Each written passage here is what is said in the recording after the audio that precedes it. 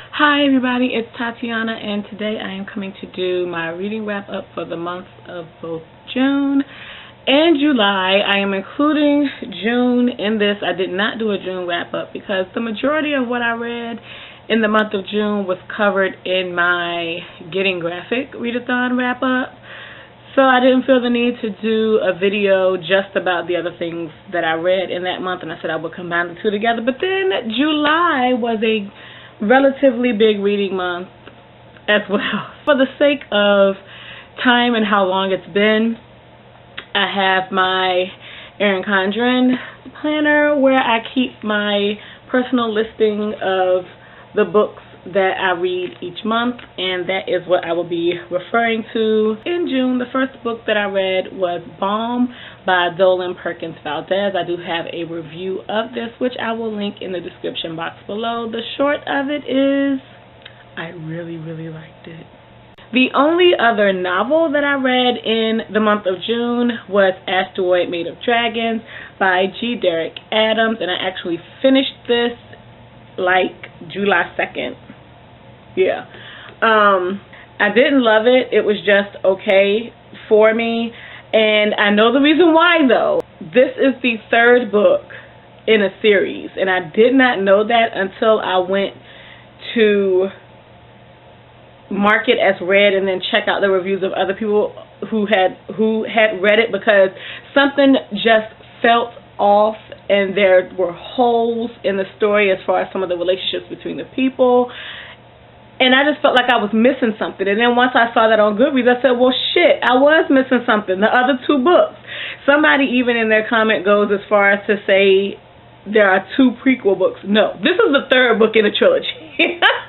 I actually recorded a review of this and then accidentally deleted it. The gist of my review was, it was an enjoying read, but I could feel that there were things that were missing. It felt incomplete as the story was going along. The things that I liked about the story is the world that it's set in, that it's all of these alien races who are living together.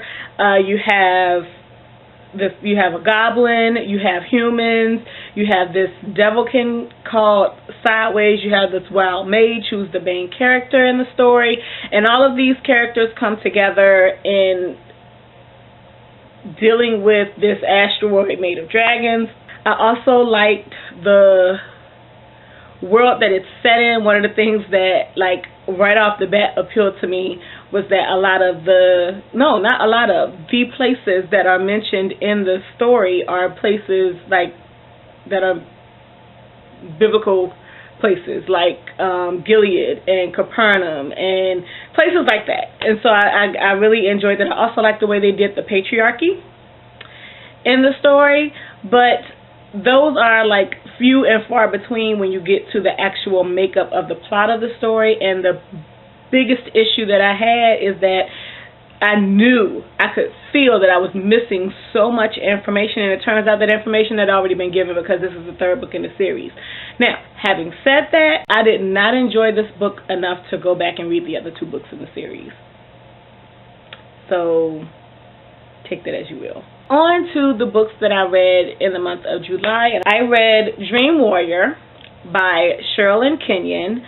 Sherilyn Kenyon is one of those authors that I just love to read when I want something enjoyable to read that I don't want to say doesn't require a lot of thinking, but that's kind of what it is, because it's all of her stories, as well as Christine Feehan's stories. That's another author that I like reading in these kind when it's like this. Are very formulaic, like, you know, point A is going to be this, point B is going to be this, point C is going to be this, and then it's going to end this. You know, there's going to be some kind of resolution that doesn't necessarily resolve everything because it's in a series.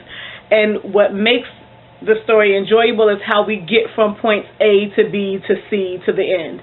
And yeah, that's pretty much what I can say about Dream Warrior. Where people love to read cozy mysteries, I love to read paranormal romance. Jesus.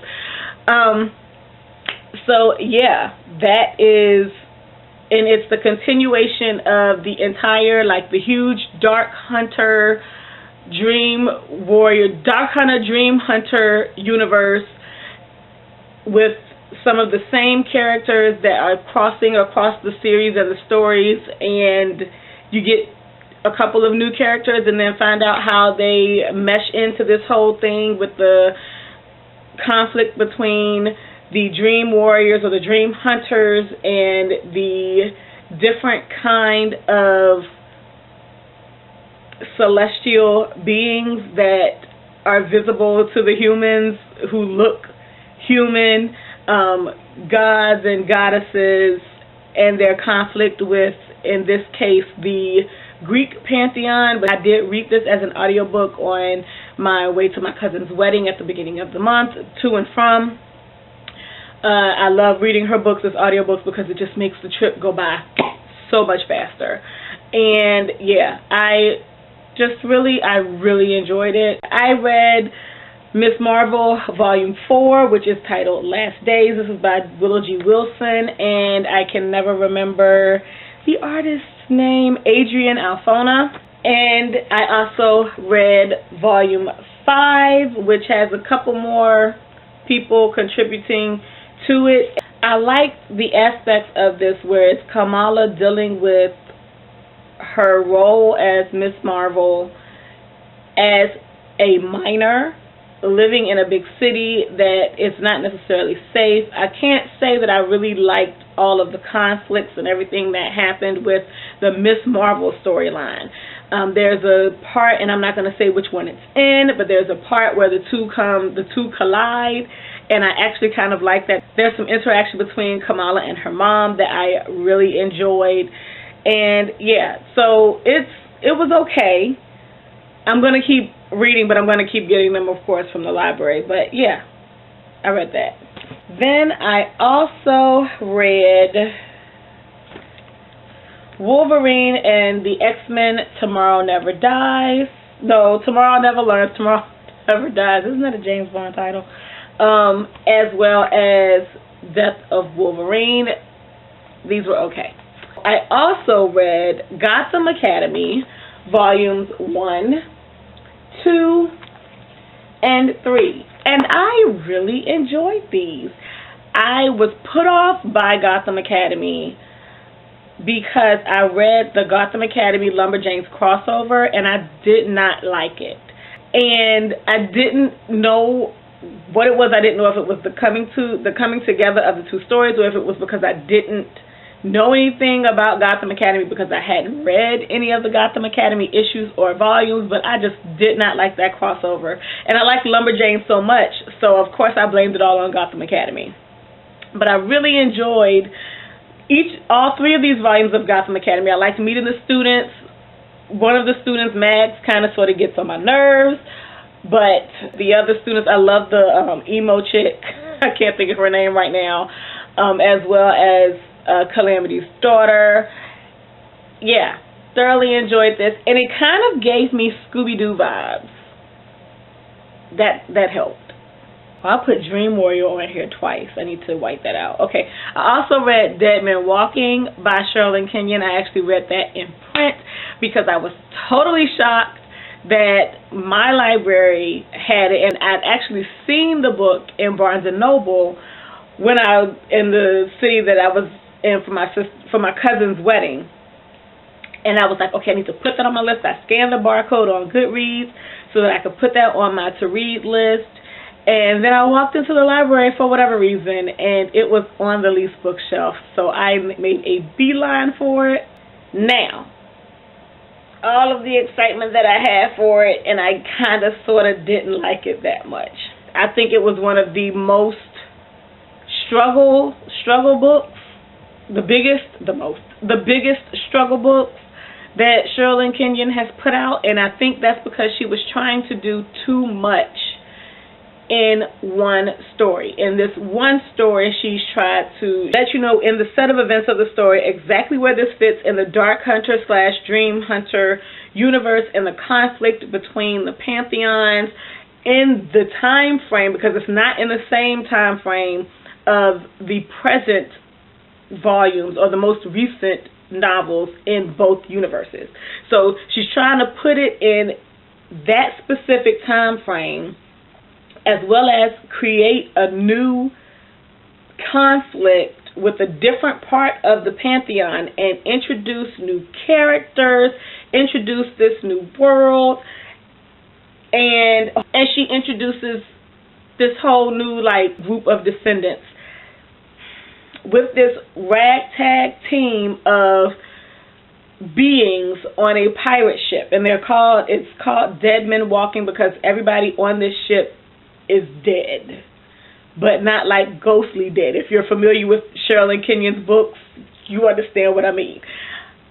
And it was just too much. I kind of wish that she had focused solely on creating a foundation for this series with the first book by giving us the characters. There are so many characters on this ship that all have interesting stories, because the reason why they're on the ship is because they're being given a chance to redeem themselves after their souls have been damned.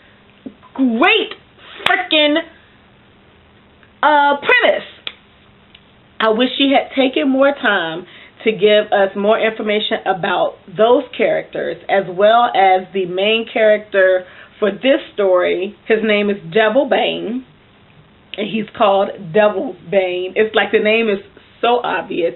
He's this rogue, gruff, warrior, murderer, just this horrible person that scares everybody, and nobody wants to come up against this person, and he fights demons and is given the opportunity to redeem his soul, but doesn't think that he ever will because of how horrible he is. Whew, that was a lot. Do you see how much that was? And she tried to include like 6 other storylines. Not storylines, 6 other things in this one novel. When you're starting a series, you have other books. Like her Dark Hunter series is seriously like 30 books deep. So it's not like you're going to be 1 or 2 and done with this new series that you're starting. And I understand everything that she was trying to do because I have read all of the books. But to start a new series that way, it was just too much. And the story did not flow well. And the things about the characters, at least the 4 main characters for this novel, not to mention the 20 other people who are on the boat. So at least 20 other books are coming because you need their story. Right? Okay. At least the 4 main characters from this novel, if there had been more time spent about them and giving us the information about the connection between 2 of the characters and their history, instead of all of this additional stuff. And her books aren't long. It was under 350 pages, I think. So it was just way too much information in one novel that's not going to be a one and done novel. It was too much. And I've talked a lot to repeatedly say it was too much. So I'm going to move on.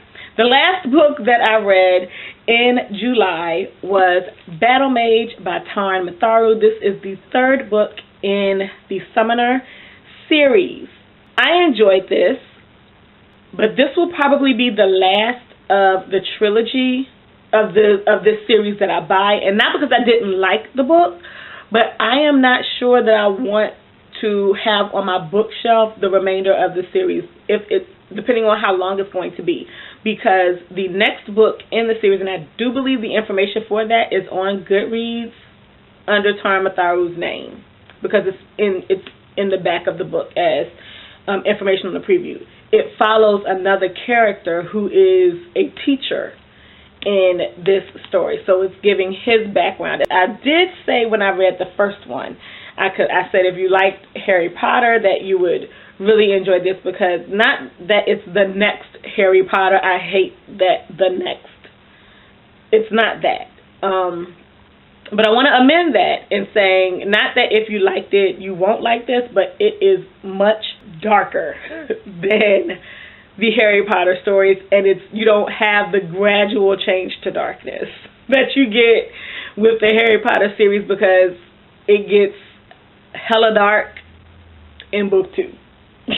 So that is all that I would say. But I really enjoyed this, and yeah, the growth in Fletcher, reading Fletcher's development in this world and his situation as this story has gone about, I just really, really enjoyed. So yes, that is everything that I read in the month of June, as well as the month of July. This is a long video, and it's going to take me forever to watch it, but I will let you know one of the things, at least, that I'm reading in the month of August, because it's August 2nd, and I started it last night. And that is Chintu by Jennifer Nansubuga Mukumbi. I only read the introduction to it last night, which just made me even more excited to read the story, not to mention Denise's fawning over it after she read it. So this is the only thing that is on my TBR for the month of August. And I am going to go because it is now 6:01. I did good. It's 6:01 and The Simpsons have started. So thank you all for watching, and I hope you have a good weekend whenever you see this video. If you like this video, hit the thumbs up button. If you would like to see more from me, subscribe. I'm going to watch The Simpsons, and I have like 6 videos that I need to edit. This makes 7. Peace out.